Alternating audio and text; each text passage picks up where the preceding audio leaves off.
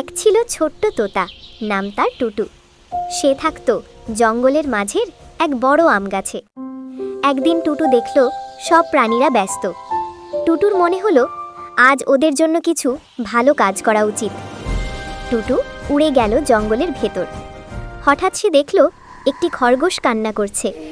খরগোশের গর্তের সামনে বড় কলাগাছ পড়ে পথ বন্ধ করে দিয়েছে। টুটু খুব বুদ্ধিমান। সে তার বন্ধু কাঠঠোকরাকে ডেকে বলল, চলো আমরা সবাই মিলে খরগোশকে সাহায্য করি। কাঠঠোকরা ধূপ ধাপ করে গাছ ঠুকে ছোট করল। টুটু তার ঠোঁটে ছোট টুকরোগুলো সরিয়ে দিল। শেষে পথটা পুরো পরিষ্কার হয়ে গেল। খরগোশ লাফিয়ে লাফিয়ে খুশিতে বলল, টুটু তুমি সত্যি জঙ্গলের হিরো। টুটু হাসল এবং বলল, বন্ধুদের সাহায্য করাই সবচেয়ে বড় কাজ। সেদিন থেকে টুটু জঙ্গলের সবার প্রিয় হয়ে গেল।